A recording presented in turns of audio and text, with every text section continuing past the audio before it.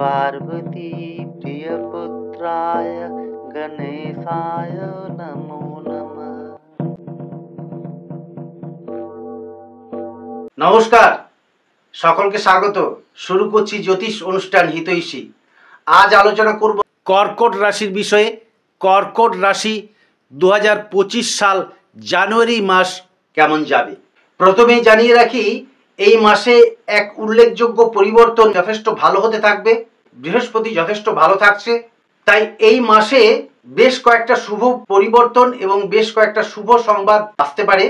আমাদের বর্তমান জীবনে সবচেয়ে বেশি যেটা প্রয়োজন সেটা হচ্ছে ধনস্থান বা অর্থক্ষেত্র এবং কর্মক্ষেত্র। তো এই দুটো স্থান যথেষ্ট ভালো থাকছে।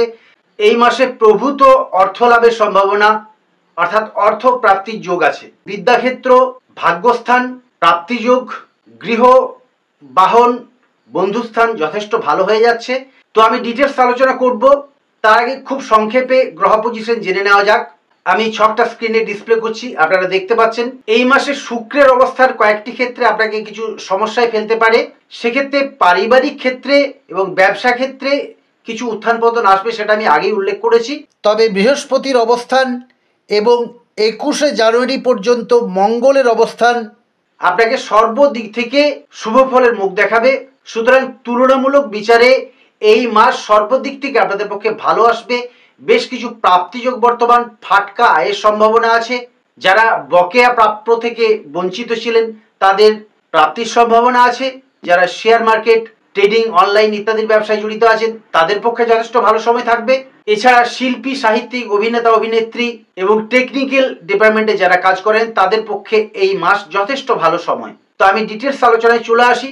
সেক্ষেত্রে বিদ্যা, কর্ম, প্রেম, বিবাহ, পারিবারিক জীবন, ব্যবসা, আধ্যাত্মিক জীবন, বিদেশ ভ্রমণ সমস্ত কিছু নিয়ে ডিটেলস আলোচনা থাকবে, তাই মন দিয়ে ভিডিওটি দেখতে থাকুন। প্রথমে আলোচনা করব স্বাস্থ্য বিষয়ে। স্বাস্থ্য বিষয়ে এই মাস তুলনামূলক ভালো থাকবে। রাহুর অবস্থান মাঝে মাঝে আপনাকে শারীরিক সমস্যায় ফেলতে পারে। সেক্ষেত্রে সর্দি, কাশি, ঠান্ডা লাগা ইত্যাদি সমস্যায় আপনি পড়তে পারেন এবং উদর পীড়া, হাঁটু থেকে পা পর্যন্ত কোনো যন্ত্রণা বা ব্যথা ইত্যাদি আসতে পারে। তো সেগুলো তেমন কিছু না। ওভারঅল বিচারে শারীরিক ক্ষেত্র যথেষ্ট ভালো থাকবে।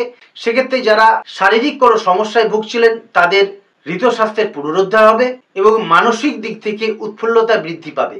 এরপর আলোচনা করব বিদ্যার্থী বা শিক্ষার্থীদের সম্বন্ধে। এই মাস বিদ্যার্থীদের পক্ষে যথেষ্ট ভালো সময়। আপনাকে নানান দিক থেকে উদ্দীপিত করবে। নতুন কিছু যোগাযোগ, উচ্চশিক্ষায় প্রসার ঘটবে। প্রতিযোগিতামূলক কোনো পরীক্ষা যদি থাকে সেক্ষেত্রেও আপনার সফলতা সম্ভব এবং বিদ্যালাভের সাথে সাথে এক্সট্রা কিছু ইনকামের সম্ভাবনা আছে, অর্থাৎ আয় বা প্রাপ্তির সম্ভাবনা আছে। নানান যোগাযোগ এবং ভাগ্যের উন্নতিতে এই মাস আপনার পক্ষে যথেষ্ট সহায়ক হবে। এই মাসে বেশ কয়েকবার প্রাপ্তিযোগ বর্তমান। এরপর কর্ম বিষয়ে আলোচনা করি। কর্মস্থান এই মাসে যথেষ্ট ভালো থাকছে, কারণ আপনার রাশির কর্মের অধিপতি খুব ভালো জায়গায় অবস্থান করছে। আয়ের প্রসার ঘটাবে, অর্থাৎ আয় উন্নতি বৃদ্ধি ঘটবে। তবে অষ্টমে শনির অবস্থান ব্যয়ও কিন্তু বাড়িয়ে দেবে, অর্থাৎ সঞ্চয় হতে বিঘ্ন ঘটাবে। যারা ঘুরে ফিরে কাজকর্ম করেন তাদের পক্ষে এই মাস যথেষ্ট ভালো সময়। যারা চাকুরি বা কর্মে জড়িয়ে আছেন তাদের পক্ষেও এই মাস যথেষ্ট ভালো হবে। বকেয়া প্রাপ্তি, প্রমোশনের যোগ আছে। যারা নতুন কর্মলাভের আশা করছেন তাদের পক্ষে কর্মযোগ বর্তমান। মঙ্গল এবং বৃহস্পতির অবস্থান কর্মের প্রচার এবং প্রসার ঘটাবে, অর্থাৎ কর্মক্ষেত্রে শ্রীবৃদ্ধি লাভ সম্ভব। যারা বিগত কয়েক বছর ধরে কর্ম বিষয়ে ভীষণ সমস্যার মধ্যে ছিলেন বা গ্রহ বৈগুণ্যের জন্য কর্ম বিচ্যুতি হয়ে গিয়েছিল তারা আবার কোনো যোগাযোগ পাবেন এবং পুরনো কর্ম ফিরে পাওয়ার সম্ভাবনা।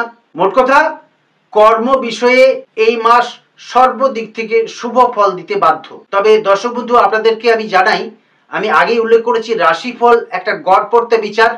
সবচেয়ে বেশি যেটা মিলবে সেটা হচ্ছে আপনার বার্থ চার্ট বা নেটাল চার্ট। সেখানে যদি আপনার গ্রহ পজিশন ভালো থাকে এবং বর্তমান দশা শুভ থাকে বা শুভ অধিপতির দশা থাকে তাহলে এই সময়টা আপনার পক্ষে আরো ভালো ফল পাওয়া সম্ভব। আর জন্মকুণ্ডলিতে যদি অশুভ গ্রহ পজিশন থাকে বা অশুভ গ্রহের দশা বা অশুভ অধিপতির দশা থাকে তবুও কিন্তু বর্তমান রাশিফল আপনাকে কিছুটা হলেও ভালো ফল প্রদান করবে। এরপর বাকি আলোচনাগুলোর মধ্যে চলে আসি। ব্যবসা ক্ষেত্র আমি আগেই উল্লেখ করেছি, ব্যবসা ক্ষেত্রে কিছু উত্থান পতন থাকবে। মাসের প্রথম সপ্তাহ কিছু সমস্যা আসতে পারে, তবে তৃতীয় সপ্তাহের শেষের দিক থেকে এবং চতুর্থ সপ্তাহে আপনার পক্ষে যথেষ্ট ভালো ফল পাওয়া সম্ভব। বিশেষত ভাগ্যপতিও এই মাসে শুভ ফল দিতে বাধ্য। সুতরাং সবকিছু মিলিয়ে ব্যবসায় উত্থান পতন থাকলেও আগের থেকে ভালো হবে এবং শেষ সপ্তাহ আপনার পক্ষে যথেষ্ট শুভ ফলদায়ক। এই রাশিফল মাসিক রাশিফল হলেও দৈনিক রাশিফলের মতো কয়েকটা দিন আমি উল্লেখ করে আপনাদেরকে জানিয়ে দেবো। সেক্ষেত্রে কোন কোন দিন আপনার পক্ষে অধিক মাত্রায় শুভ হবে এবং কোন কোন দিন আপনাদের সতর্ক থাকা উচিত সেটাও উল্লেখ করছি। আপনার পক্ষে এই মাসে 16 থেকে 19 তারিখ সর্ব বিষয়ে একটু সতর্ক থাকা উচিত। মানসিক দুশ্চিন্তা, বিষণ্ণতা, কর্মহানি এবং ব্যয় বৃদ্ধি হতে পারে, শারীরিক কিছু সমস্যা আসতে পারে। 21-22 থেকে আপনার আস্তে আস্তে ভালো সময় শুরু হবে। 22, 23, 24 তারিখ তুলনামূলক আপনার পক্ষে ভালো সময় এবং তারপর থেকে শেষ সপ্তাহ যথেষ্ট ভালো, সেটা আমি আগেই উল্লেখ করেছি। যে সময়ে আপনার শুভ সময়, সেই সময় যদি আপনি গুরুত্বপূর্ণ কাজগুলো করার চেষ্টা করেন সেগুলো আপনার পক্ষে সফল হওয়া সম্ভব। আর যে দিনগুলো আপনার পক্ষে অশুভ, সেই দিনগুলো যদি আপনি বর্জন করেন তবে ঝঞ্ঝাট থেকে এড়িয়ে যেতে পারবেন, অর্থাৎ সমস্যা মুক্ত থাকবেন। এবার প্রেম এবং বিবাহ বিষয়ে আলোচনা করি। এই ক্ষেত্রে যারা সম্পর্কে জড়িয়ে আছেন তাদের একটু মতান্তর হতে পারে, মাঝে মাঝে মনোমালিন্য বা টানাপোড়েন আসতে পারে। বিবাহ ক্ষেত্র এই মাসে তত শুভ নয়, অর্থাৎ বিবাহের কথাবার্তা বা বিবাহ বিষয়ে এই সময় অগ্রসর না হওয়াই উচিত। দাম্পত্য ক্ষেত্র তুলনামূলক শুভ, তবে কিছু কিছু ক্ষেত্রে মতান্তর যদি হয় সেটা মানিয়ে চলতে হবে। এছাড়া পতি বা পত্নীর স্বাস্থ্যহানি হতে পারে, তবে 2025 সালের মার্চ মাসের পর থেকে এই বিষয়ে শুভ ফল লাভ সম্ভব। যারা মামলা মোকদ্দমায় জড়িয়ে আছেন তাদের পক্ষে আমি কয়েকটা দিন যে উল্লেখ করলাম সেই দিনগুলো একটু বর্জন করবেন। 16 থেকে 19 তারিখ এই বিষয়ে একটু সতর্ক থাকা উচিত এবং 21 তারিখের পর থেকে এই বিষয়ে তুলনামূলক ভালো সময়। যারা বৈদেশিক কর্মে জড়িয়ে আছেন বা বিদেশ ভ্রমণের চিন্তা ভাবনা করছেন তাদের পক্ষে মাসের শেষ দিকটা অর্থাৎ দ্বিতীয়ার্ধ তুলনামূলক ভালো হবে। যারা ধর্মকর্ম আধ্যাত্মিকতায় জড়িয়ে আছেন তাদের পক্ষে ভালো সময়, তীর্থ ভ্রমণের সম্ভাবনা আছে। এছাড়া এই মাসে ভ্রমণ বা কোনো আধ্যাত্মিক কাজকর্মে আপনি জড়িয়ে পড়তে পারেন। যারা শিল্পকর্মে জড়িয়ে আছেন, শিল্পী, সাহিত্যিক, অভিনেতা, অভিনেত্রী, তাদের কাজকর্মের প্রসার ঘটবে। দীর্ঘদিনের মনের আকাঙ্ক্ষা এই সময় আপনার পূর্ণ হতে পারে। কিছু পুরস্কার বা কিছু সুনাম অর্জন করতে পারেন। সবকিছু মিলিয়ে এই মাস যথেষ্ট ভালো সময়।